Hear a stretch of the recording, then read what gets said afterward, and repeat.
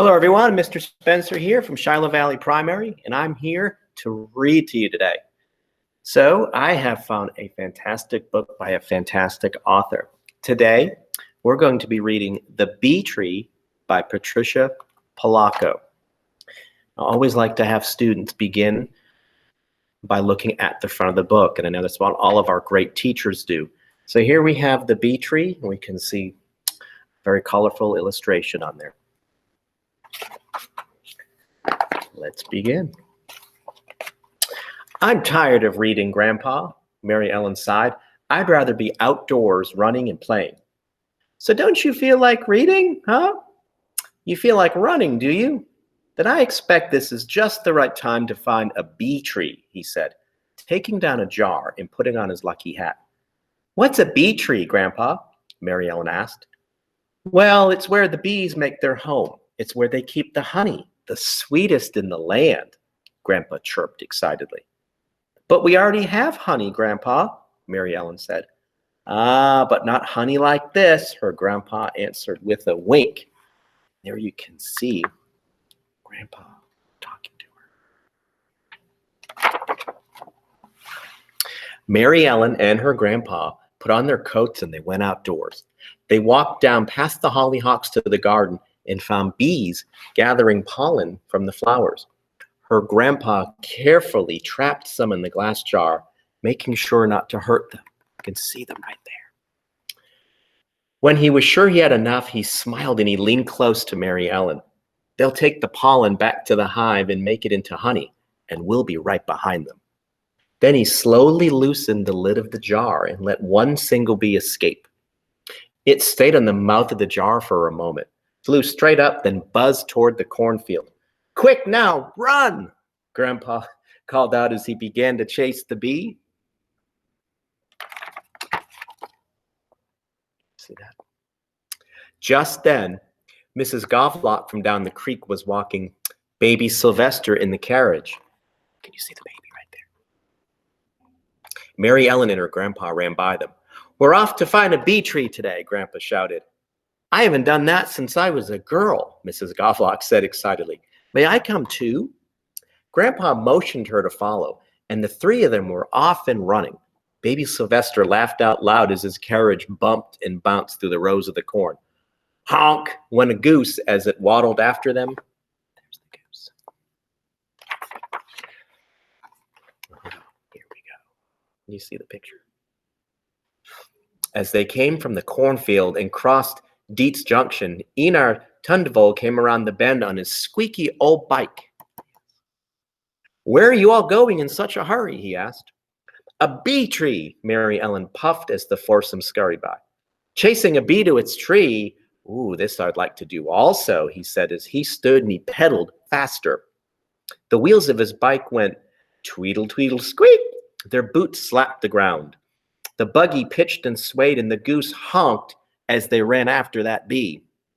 The bee swooped down, stopped, held in midair, then circled past them and headed straight for the St. Joe River.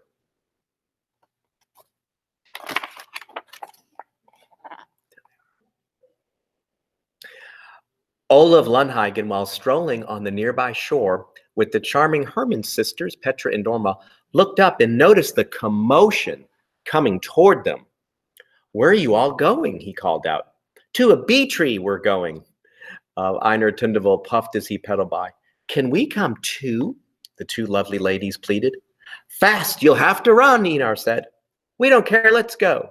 The three shouted as they raced after him. Slap, bunk, honk, tweedledee, squeak, thump. They all went as they sped down the road after that bee.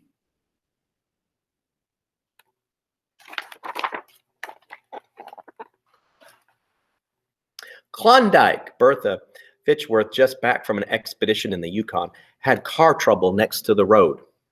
She looked up just in time to see everybody running by. You say you're after a bee tree? She shrieked. Zounds, that won't be easy, but Eureka, what an adventure. She sprinted along behind them. The bee dipped and soared as it made its way out of sight.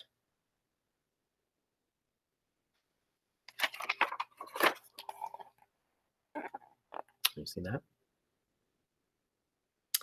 But Grandpa carefully let another out, and the chase was on again. The noisy merry bunch galloped up over Bird Talk Fellow Ridge, only to run smack dab into Fiduciary Longdrop's herd of goats. The goats bleated and bucked as the people clamored to see them. "What ho!" Fiduciary called out. "You're gonna scare me, goats." "A bee tree," a voice called back. With that, Fiduciary tooted his flute, and he and his flock joined the chase. "Bundling billies, this will be great," he said on a dead run.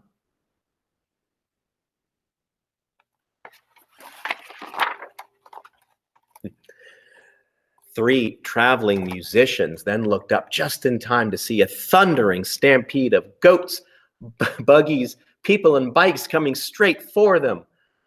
"Why are they all running, Pa?" one of the boys asked his father. "We're after that bee," Grandpa said, pointing at the small dot in the sky. "There it is right there. Can you see the bee?" "It's leading us to a bee tree," Mary Ellen wailed as she shrieked by them. "Come along, Klondike," Bertha chortled as she huffled past.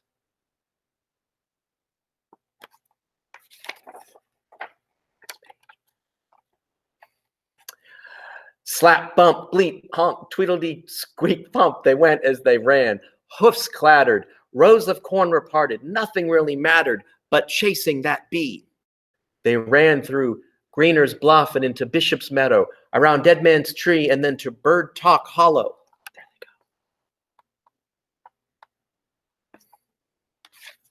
go. Let's see what happens next, okay? As they ran toward the hollow, the bee took blinding speed and disappeared from their sight. See, there's the bee up there. See the bee up there? They all stopped to catch their breath just in front of Dunk's Woods. Grandpa handed the jar with the last beanut to Mary Ellen, and she let it out.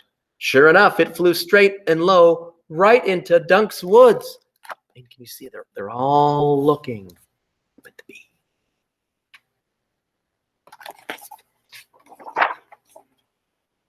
"It's the bee tree," Grandpa whispered. "That's where the honey will be, but we'll need plenty of smoke." Okay.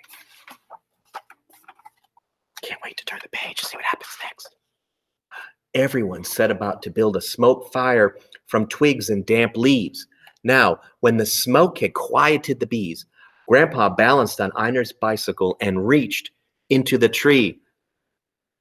There he is, reaching into the tree. As he pulled out small pieces of honeycomb, he dropped them into some of baby Sylvester's spare clean diapers that Klondike Bertha was holding. Mary Ellen tied them into the neat little bundles, and Mrs. Lundhagen put them into the baby carriage. The musicians played merrily as the Herman sisters danced.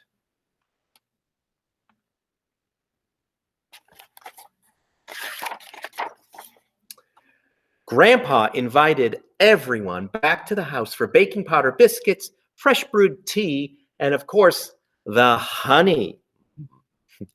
There was music, dancing, tall tales, and ruckus laughter as they all buzzed about the sweet adventure of the day. You can see all of the characters here in this picture.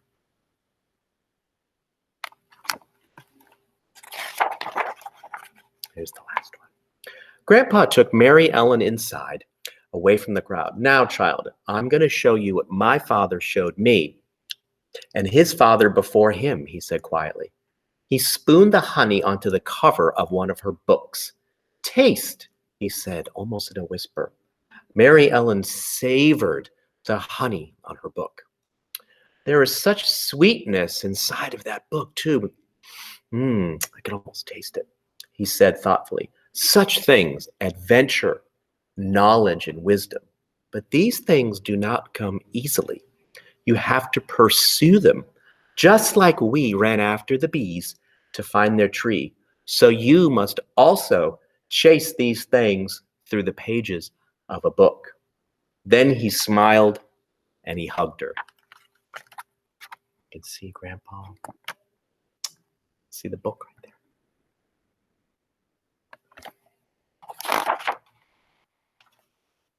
From that day on, Mary Ellen never again complained about her reading. She found it to be every bit as exciting as a wild chase through the Michigan countryside, and as sweet as the honey from a bee tree. And you can see her reading her book right there. Well, there you have it. There's the bee tree. I hope you've enjoyed that. I have loved reading to you, and it's making me think about all the adventures, the sweet adventures, and everything that really lies inside of a book. So I hope you're enjoying your own story time and discovering adventures of your own through the pages that you read. And share them with us. We would love to hear about whatever you're reading and the adventures you find between the two covers of a book. Thank you, and until next time.